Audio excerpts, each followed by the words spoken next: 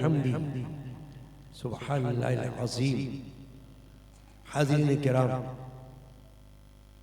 आज के जुम्मतुल मुबारक में कुरान मजीद के 22वें पारे सूरतुल अहज़ाब की आयत नंबर 40 की तिलावत का शरफ इस फ़कीर गुनाहगार ने हासिल किया है।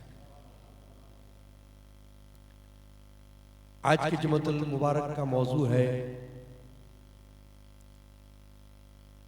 फितने कादियानियत के मुकद्दमा में चीफ जस्टिस की लाइल्मी। जो आयत शरीफा की इस फ़कीर ने तिलावत की है,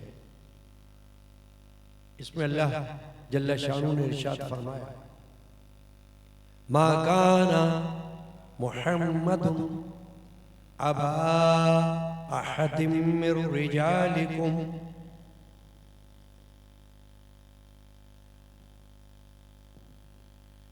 वलाकिन रसूलल्लाहि व खातमन नबिय्यीन व काना अल्लाहु बिकुल्लि शैइन अलीमा।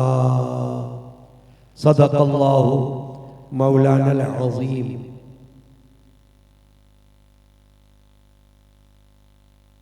ये आयत करीमा जिसमें अल्लाह रब्बुल इज़्ज़त ने इरशाद फरमाया, मा काना मुहम्मदुन अबा अहदिम मिर रिजालिकुम, मुहम्मद सल्लल्लाहु अलैहि वसल्लम तुम्हारे मर्दों में किसी के बाप नहीं, वलाकिन रसूलुल्लाह, हाँ अल्लाह के रसूल हैं, व खातमन नबिय्यीन, और सब नबियों में पिछले, व काना अल्लाहु बिकुल्लि शैइन अलीमा, और अल्लाह सब कुछ जानता है।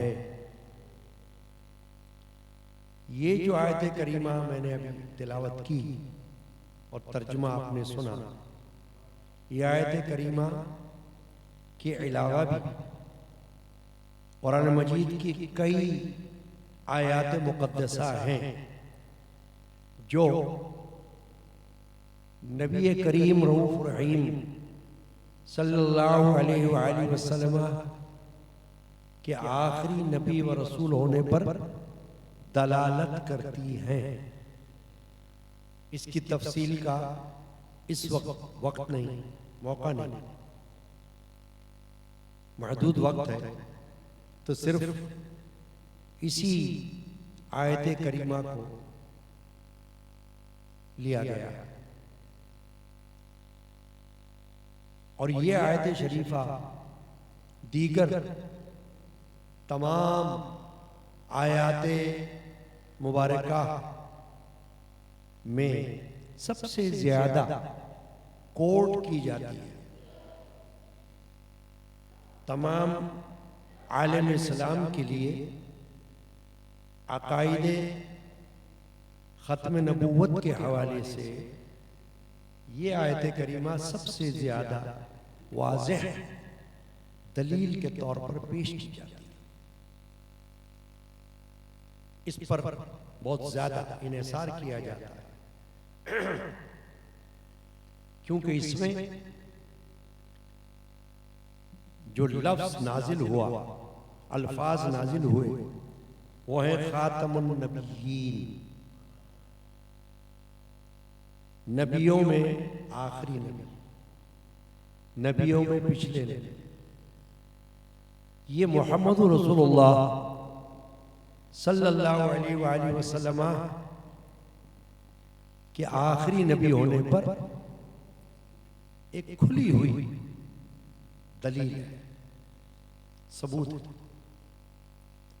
और इजमा है इन अल्फाज पर, इन मानों में कि रसूल अकरम मफ़ख़र बनी आदम सल्लल्लाहु अलैहि वसल्लम अंबिया किराम के सिलसिले में जितने नबी व रसूल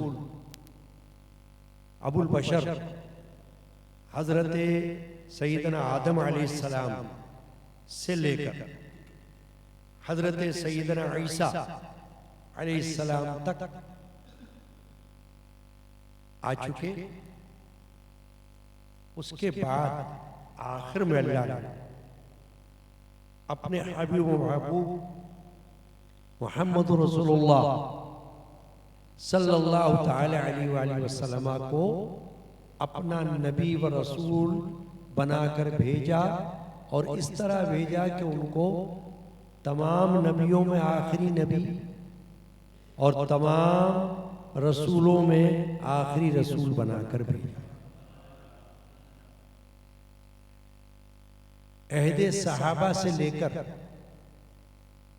आज तक और इंशाअल्लाह तबारक व तआला रोजे क़यामत तक मुसलमानों का इस पर इजमा है, मुत्तफ़िक़ फैसला, इत्तेफाक और इंशाअल्लाह रहेगा।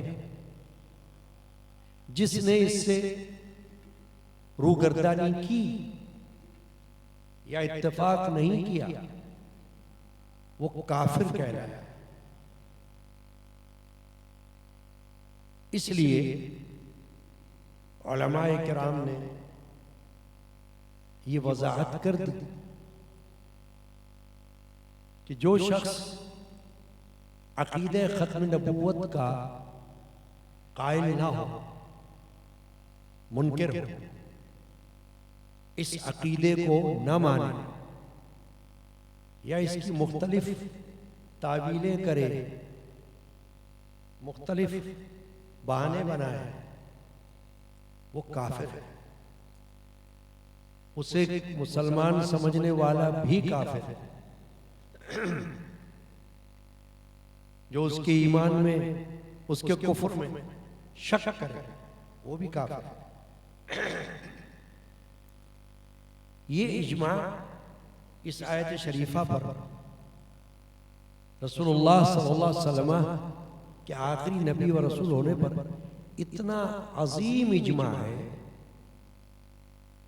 कि जिसकी कोई मिसाल नहीं मिलती। कोई छोटा इजमा नहीं, चंद लोगों का इजमा नहीं। इसमें मुहद्दिसीन, मुफस्सिरीन, फुक़हा, उलमा, औलिया सब शामिल, सहाबा, ताबिईन, तबा ताबिईन सब शामिल। तो बाकी क्या रह गए? जिस अकीदे पर सहाबा खुद खड़े हो, अहले सुन्नत व जमात का अकीदा ही सहाबा का अकीदा है। जिस अकीदे पर सहाबा का इजमा हो, इत्तेफाक हो, वो तो खुद बहुत बड़ा इजमा है। उसके बाद फिर क्या बाकी रह गया? चुनांचे वक्त महदूद है तो मुख्तलिफ अहम बातों पर तवज्जो दिलानी है। इस आयत शरीफा में सिर्फ ये जो अल्फाज है, वलाकिन रसूलुल्लाही, हाँ मोहम्मद अल्लाह के रसूल हैं, व खातमुन नबिय्यीन, और सब नबियों में पिछले। इस पर हमें तवज्जो रखनी। हमारा दावा से मतलब सहाबा का दावा, ताबिईन का दावा, तबा ताबिईन का दावा, औलिया कामिलीन का दावा, उलमाए आमिलीन का दावा, मोहम्मद रसूलुल्लाह के आखिरी नबी और आखिरी रसूल होने पर यहां से बनता है। लफ्ज़ खातमुन नबिय्यीन से बनता है कि मोहम्मद सल्लल्लाहु अलैहि वसल्लम नबियों में आखिरी नबी बनकर आया। आपका ये आखिरी नबी बनकर आना आपकी फजीलत, इसमें कोई कमी नहीं, फजीलत में कमी नहीं आई। आखिरी नबी बनकर आना आपके फजाइल में से, इस हवाले से कि नबियों का जो सिलसिला चल रहा था उसमें यके बाद दीगरे अंबिया आ रहे थे, एक के बाद एक नबी, एक के बाद एक रसूल। तो जब एक के बाद एक नबी आता रहा, एक के बाद एक रसूल आता रहा, तो इसका मतलब तो ये हुआ कि एक आया, उसके बाद भी कोई आ रहा है, उसके बाद भी कोई आ रहा है, उसके बाद भी कोई आ रहा है। यही सिलसिला था। जब अल्लाह ने अपने हबीब महबूब मोहम्मद रसूलुल्लाह सल्लल्लाहु अलैहि वसल्लम को नबी रसूल बनाकर भेज दिया, तो फिर आपको जो आखिरी नबी रसूल बना दिया, ये आपकी फजीलत है कि अब आपके बाद कोई नहीं, यानी आपकी फजीलत है कि आप ही वो नबी हैं कि जिस पर नबूवत के सारे मामलात तकमील पा चुके, रिसालत के सारे उमूर खत्म हो गए, दीन मुकम्मल हो गया, दीन की तकमील हो गई। अब जरूरत नहीं रही दीन में किसी नई बात की, ऐसी बात की जो नए तौर पर, जो बात भी होगी वो दीन ही में से निकाली गई होगी। किसी बात को नया बनाकर नहीं पेश किया जा सकता, कोई नया दीन। अल-यौम अकमलतु लकुम दीनकुम, कुरान मजीद की एक आयत है, ये भी अकीदे खत्म नबूवत में कोट की जाती है। मैंने इसलिए कहा कि आयात मुकद्दसात और भी हैं, मगर वक्त ना होने के बायस सिर्फ एक ही आयत पर गुफ्तगू हो, और वो ये आयत है सूरतुल अहज़ाब आयत नंबर 40। तो खातमुन नबिय्यीन के जो अल्फाज है इस आयत करीमा में, ये खुद वजाहत कर रहे हैं, और इसी पर सबने इत्तेफाक किया है। आलम इस्लाम में कुरान मजीद के जो तर्जुमे हुए हैं, तराजिम, और जितने मुतरजिमीन हैं और जितने मुफस्सिरीन हैं, सब ने इस आयत के तर्जुमे और तफसीर में हुजूर नबी करीम रऊफ़ुर रहीम को आखिरी नबी और रसूल तस्लीम किया है। किसी ने भी इसकी कोई और ताबील नहीं की। क्या ऐसा भी हो सकता है माज़अल्लाह कि आपके बाद भी कोई नबी आए, या आ सकता है? ऐसा इम्कान किसी ने जाहिर नहीं किया। इसीलिए मैंने अर्ज किया कि इतना बड़ा इजमा किसी और मसले पर कम नजर आता है। ये तो बहुत बड़ा मसला है, अकीदे खत्म नबूवत। और हर मुसलमान मर्द औरत और हर मुसलमान बच्चे बच्ची को, जवान और बूढ़े को इस अकीदे का पता होना चाहिए, और इस अकीदे पर कायम होना चाहिए, कायम रहना चाहिए। खुशनसीब है वो मुसलमान जिसकी जिंदगी इस अकीदे पर गुजर रही हो और जिसकी मौत इस अकीदे पर आ जाए। मरते वक्त इसी अकीदे पर वो मुसलमान खुशनसीब। जैसे हम कहते हैं ना, कलमे पर मौत आए, खुशनसीबी ये है कि कलमे पर मौत आए। तो जैसे खुशनसीबी ये है कि कलमे पर मौत आए, ऐसे दुआ मांगनी है कि हमारी खुशनसीबी ये है कि हमें अकीदे खत्म नबूवत पर मौत आए, ताकि कल क़यामत में बारगाह रिसालत में कोई शर्मिंदगी ना हो, बारगाह रिसालत में कोई तासुफ ना हो। इस अकीदे के हवाले से चुनांचे ये जो फरमाया अल्लाह, वलाकिन रसूलुल्लाह व खातमुन नबिय्यीन, इसके बारे में मुफस्सिरीन ने फरमाया यानी आखिरुल अंबिया, अंबिया के आखिर। अब ये जो अकीदा है, अकीदा खत्म नबूवत वाला, कुरान मजीद की आयत से भी साबित है और मुतवातर हदीस से साबित है। अहादीस शरीफा तवातर के साथ मिलती, एक से ज्यादा, जो मौका नहीं इस वक्त बयान करने का, और मैं इस पर पहले भी तकरीरें कर चुका हूं अकीदे खत्म नबूवत पर।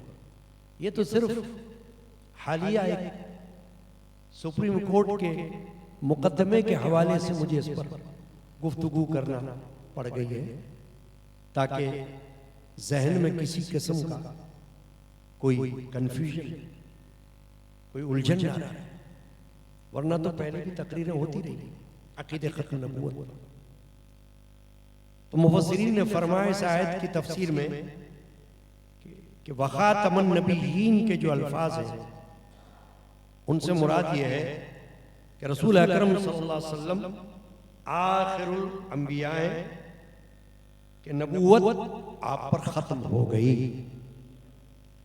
आपकी नबूवत के बाद किसी को नबूवत या रिसालत नहीं मिल सकती, हत्ता कि जब हजरत ईसा अलैहिस्सलाम दोबारा तशरीफ लाएंगे, कुरानी आयत भी इसमें मिलती हैं, इशारा मिलता है और हदीस तो वाज़ेह मिलती है कि हजरत ईसा अला नबीना कुर्ब क़यामत दोबारा आसमान से तशरीफ लाएंगे।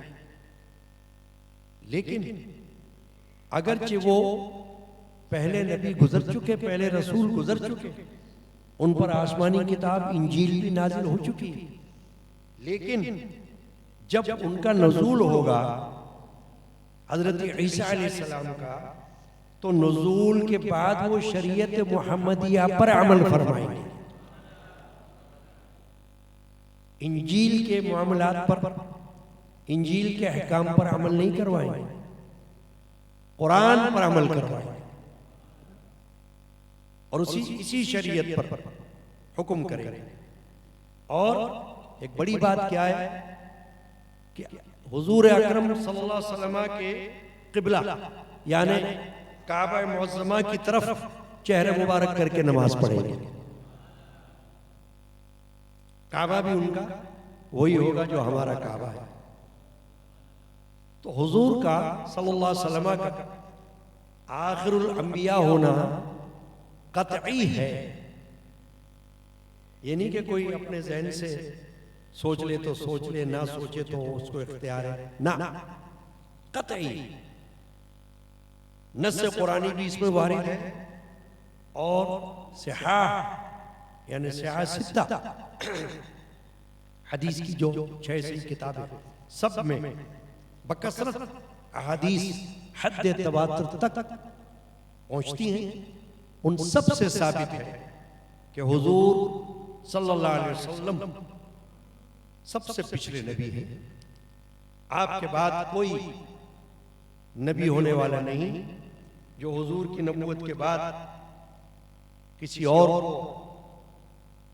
नबूवत मिलना मुमकिन जाने, वो खत्म नबूवत का मुनकिर और काफिर खारिज अज इस्लाम, वो खारिज अज इस्लाम है, उसको इस्लाम के अंदर समझने वाला भी खारिज है इस्लाम से, शक करने वाला भी काफिर है। इस पर इजमा हो चुका है, तो इसलिए ज्यादा गुफ्तगू इस पर करनी इस वक्त मकसूद नहीं। मकसूद क्या है इस वक्त कि हालिया दिनों में पाकिस्तान की सुप्रीम कोर्ट में एक कादियानी का मुकदमा पेश हुआ जो गिरफ्तार था और उसकी गिरफ्तारी पर यह मुकदमा चल रहा था। उसने जमानत की अपील की हुई थी। मुकदमा क्या था कि उसने अपने मजहब की, जिसको हम कहते हैं कादियानी मजहब, पलीत गलीज, क्योंकि जब नबी को ही आखिरी नबी ना मान रहा हो, सरकार दो आलम सल्लल्लाहु अलैहि वसल्लम को, तो उसकी फिर नजासत में क्या फर्क रह गया। वो अपने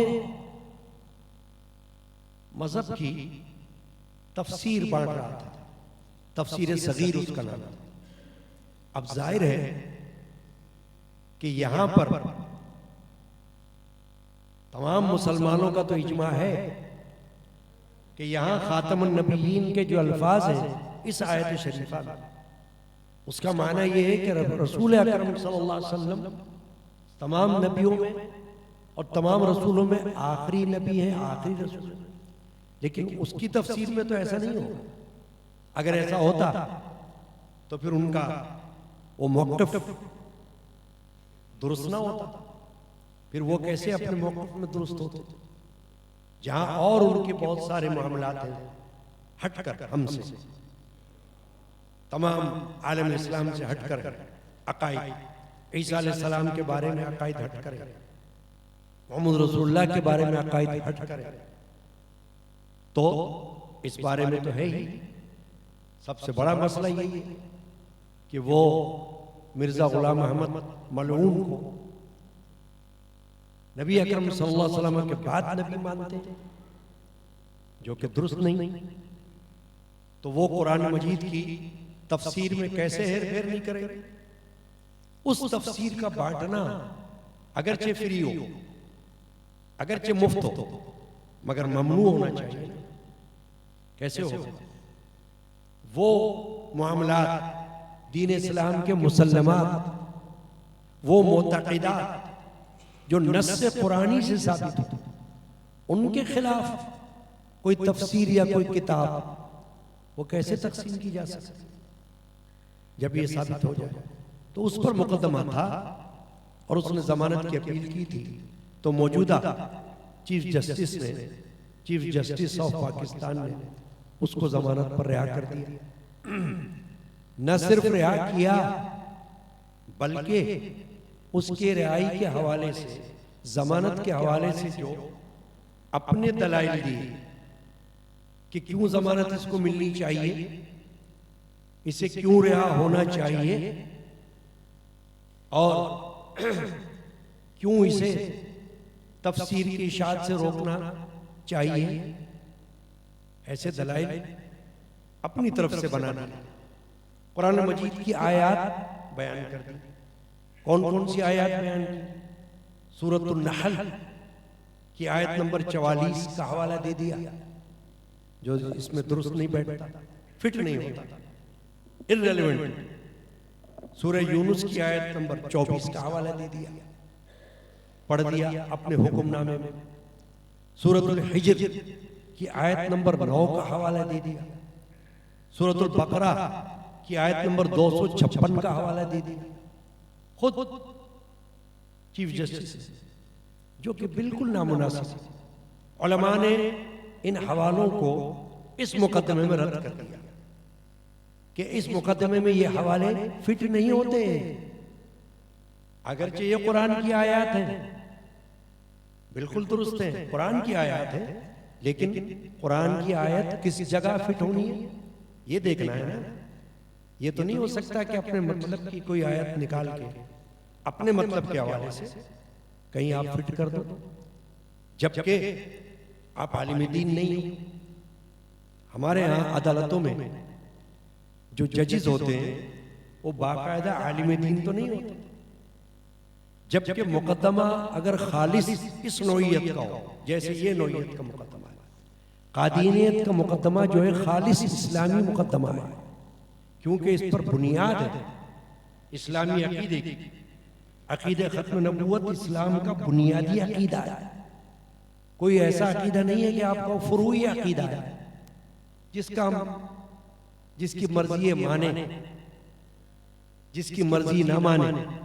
ये कोई फातिहा का अकीदा नहीं है, नजर नियाज का अकीदा नहीं है, मज़ारात पे जाने का अकीदा नहीं है कि कोई कहे भाई किसी की मर्जी है, कोई मज़ार पे जाता है तो जाए, ना जाता है तो ना जाए, फातिहा करता है तो करे, न्याज का खाना खाता है तो खाए, नहीं खाता है तो ना खाए। ये कोई ऐसा मुकदमा थोड़ी है। ये तो ऐसा मुकदमा है कि जैसे मैंने अभी कहा कि मौत आए किसी को और अकीदे खत्म नबूवत पर ना आए तो वो कुफर पर मरेगा। मौत आए तो इसी अकीदे पर आए कि मोहम्मद रसूलुल्लाह आखिरी नबी आखिरी रसूल है। वही मौत शानदार होगी।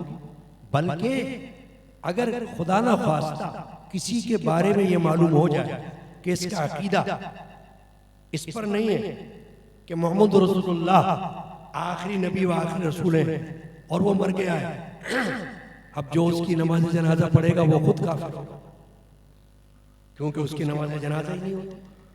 काफिर की नमाज जनाजा कहाँ हो? लिहाजा वो तो नमाज जनाजा ही नहीं होगी। तो ये ऐसा नाजुक मसला है, इसमें तो कभी भी अदालतों में ऐसा मुकदमा आए तो हमारे यहाँ काजियों को जो मनसब कज़ा पर फाइज होते हैं उन्हें क्या चाहिए? उलमा को बुलाए, फुक़हा को बुलाए, मुफ्तियान इज़ाम को बुलाए और उनसे मुआवनत हासिल करें कि दीन क्या कहता है इस बारे में, शरीयत मुहम्मदी कुरान क्या कहता है, हदीस क्या कहते हैं। हमको अबूर नहीं है इस पर। कोई जज ये दावा नहीं करता कि वो अल्लामा है, वो तो कानून का इल्म पढ़ा हुआ है ना।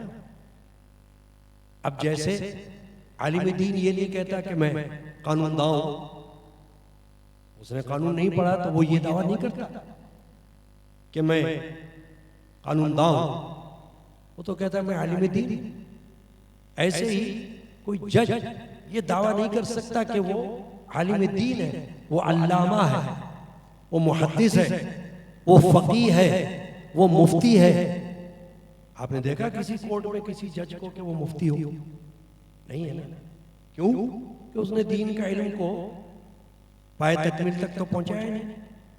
उसने तो महज क्लासों में इस्लामियात की किताबें पढ़ ली, जैसे हम किसी को मैट्रिक में इस्लामियात की किताब पढ़ा देते, हम किसी को इंटर में किताब पढ़ा देते। मैं खुद पढ़ाता रहा हूँ कॉलेज में, साल साल मैंने तदरीस की है। तो इंटर के तलबा तालिबात को इस्लामियात पढ़ाते रहे, डिग्री क्लासेस के तलबा तालिबात को इस्लामियात हम पढ़ाते रहे। तो क्या इस्लामियात की किताब पढ़ाने से वो सब आलिम दीन बन गए? नहीं ना। बस उनको तो इस्लामियात की, जिसको कहना चाहिए नो हाउ, पता चल गई। फराइज के बारे में मालूम हो गया, सुन्नतों के बारे में मालूम हो गया, कुछ अकायद के बारे में बुनियादी मालूम हो गया। ये इल्म दीन तो बहुत वसी होता है। तो जजिस को क्या चाहिए कि ऐसा हसास मुकदमा जिस पर लोगों के जज्बात वाबस्ता है और जहां कुफ्र और इस्लाम का मसला है, जहां जिंदगी और मौत का मसला है, वहां तो बहुत होशियार होना चाहिए। तो लापरवाही का मुजाहरा किया हमारे यहाँ चीफ जस्टिस। तो उसने जो आयत पढ़ी, मैं सिर्फ 2 आयत के हवाले से बात कर रहा हूं, वक्त नहीं है। उसने हवाला ये दिया कि देखें कुरान में है ला इकराह फिद्दीन, ये सूरतुल बकरा की आयत नंबर 256 का हवाला दी थी। अब ये आयत शरीफा यहाँ फिट नहीं होती। इसका माना तमाम तफासीर में क्या लिखा हुआ है कि दीन इस्लाम में किसी पर जबर नहीं है कि किसी को जबरन इस्लाम में दाखिल किया जाए। ये यूं बनती है जैसे आप किसी को बंदूक की नोक पर नहीं कह सकते कि पढ़ो कलमा, किसी को जबरदस्ती आप ये नहीं कर सकते इस्लाम में दाखिल हो जाओ। नहीं, बरदा और रग़बत जो कहता है मुझे इस्लाम में दाखिल होना है, तो फिर आपको देर करने का भी हुक्म नहीं। ये भी मसला याद रखो। आपके पास कोई गैर मुस्लिम आ जाए, आपके पास, यहां सारे लोग बैठे हुए आलिम दीन तो नहीं है, लेकिन मुसलमान है ना, अहले ईमान है। अगर आपके पास कोई बंदा आ जाए, मैं ईसाई हूं, मैं रज़ा और रग़बत इस्लाम में दाखिल होना चाहता हूं, मुझे कलमा पढ़ा दे, मैं पारसी हूँ, मैं इस्लाम में दाखिल होना चाहता हूँ, मुझे कलमा पढ़ा दो, मैं हिंदू हूँ, मैं इस्लाम में दाखिल होना चाहता हूँ रजा और खुशी के साथ, मुझे कलमा पढ़ा दो, तो क्या होगा? आपको फौरन कलमा पढ़ाना होगा, चाहे आपका वुजू है या नहीं। आपको बिल्कुल देर नहीं करनी। आपको ये नहीं कहना होगा जाओ किसी मस्जिद में जाओ किसी आलिम के पास जाओ, वहां जाकर कलमा पढ़वाओ अपने लिए, नहीं। उलमा ने, फुक़हा ने फतवों में फरमाया कि अगर जो तुमने देर की कलमा पढ़ाने में और इस देर के अंदर वो मर गया बगैर कलमा पढ़े, बगैर शहादत इस्लाम गवाही के, तो तुम पर अज़ाब होगा, क्योंकि तुमने उसको इससे महरूम रखा।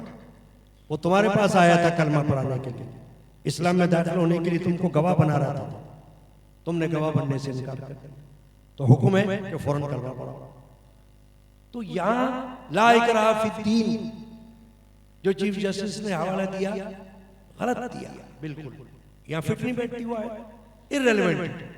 इसलिए कि इस आयत का मतलब तो ये कि दीन में किसी को जबरन दाखिल मत करो इस्लाम। तो कादियानी को कौन जबरन दाखिल कर रहा है इस्लाम? उनको तो हम ये कह रहे हैं कि अपने आप को काफिर कहो। हमारा तो दावा ये है उनके साथ, और हमारा कहना ये कि तुम अपने आप को मुसलमान मत कहो, क्योंकि तुम दीन इस्लाम के बुनियादी अकीदे से मुनहरिफ हो। तुम नबी अकरम सल्लल्लाहु अलैहि वसल्लम को आखिरी नबी नहीं मान रहे, तो तुम्हें अपने आप को मुसलमान कहने का जर्रा बराबर हक नहीं पहुंचता। तुम अपने आप को काफिर कहो। वो नहीं कहते काफिर, वो तो उल्टा हमको काफिर कहते, अपने आप को मुसलमान कहते। इसलिए उनको हक नहीं है कि वो कुरान की तफसीर बांटे या अपने मजहब की इशाअत करें या कादीनियत की तबलीग करें। उनको हक नहीं पहुंचता, क्योंकि वो अपने आप को मुसलमान कह रहे हैं, तो उनको हक नहीं है। काफिर अपनी इबादत करता है अपने इबादत खानों में, या ईसाई अपने चर्च में इबादत कर रहे हैं अपनी, कोई उनको नहीं रोक रहा। हिंदू अपने बुत खानों में अपनी अपनी इबादतें कर रहे हैं, कोई उनको मना नहीं कर रहा। पारसी अपने माबद में इबादत खानों में जा रहे हैं, कोई उनको नहीं रोक रहा। अपने घरों में कोई कर रहे हैं, कोई नहीं रोक रहा। लेकिन बरमला अलल ऐलान कादियानी को तबलीग करने की इजाजत कोई नहीं दे सकता। जो देगा वो मुजरिम है, कोई भी। अब दूसरी आयत का हवाला क्या दिया चीफ जस्टिस ने? बहुत इस जगह नामुनासिब हवाला। क्या उसने कहा? सूरतुल हिज्र में है, इन्ना नहनु नज़्ज़लना ज़िक्रा व इन्ना लहु लहाफ़िज़ून। अल्लाह ने फरमाया हम ही ने इस कुरान को उतारा है, हम ही इसकी हिफाजत करने वाले हैं। भाई आयत तो बिल्कुल सही है, मगर यहाँ फिट नहीं बैठ रही, क्योंकि तुम कह रहे हो कि क्यों रोक रहे हैं इसको कादियानी ने। कुरान को अल्लाह ने नाजिल किया है, अल्लाह हिफाजत फरमाएगा, इसको बांटे तो इसकी तफसीर ला हौला वला कुव्वता इल्ला बिल्लाहिल अलील अज़ीम। अगर इस आयत का यही माना लिया जाए तो फिर तो आज कोई कुरान को जलाए तो कोई ना रोके, कोई कुरान को तुम्हारे सामने फाड़ रहा हो तुम ना रोको, कोई कुरान के ऊपर पैर रख रहा हो तुम ना रोको, क्योंकि तुम कहो अल्लाह हिफाजत करने वाला। तो अल्लाह क्या नीचे आकर हिफाजत करेगा? अल्लाह ने हिफाजत के जराए बनाए, ईमान वालों को जरिया बनाया। इस आयत का ये मतलब है, कहीं किसी को हाफिज कुरान बना दिया, उसके सीने में कुरान को महफूज कर दिया, तो कुरान हिफाजत हो रही है कुरान की। कहीं कुरान पढ़ा जा रहा है जोर शोर के साथ माह रमजान में, और वैसे ये कुरान की हिफाजत हो रही है।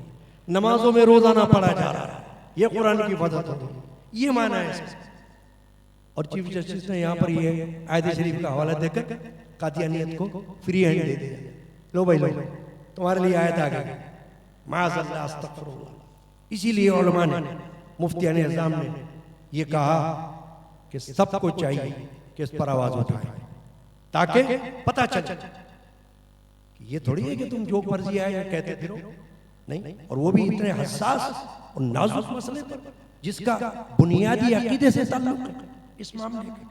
चुनांचे कुरान मजीद की हिफाजत अल्लाह ने बिल्कुल लिया है, मगर इसका मतलब ये थोड़ी है, वरना तो फिर आज यूरोप में अगर कोई कुरान की तौहीन कर रहा है तो फिर हमें एहतजाज करने की कोई जरूरत नहीं।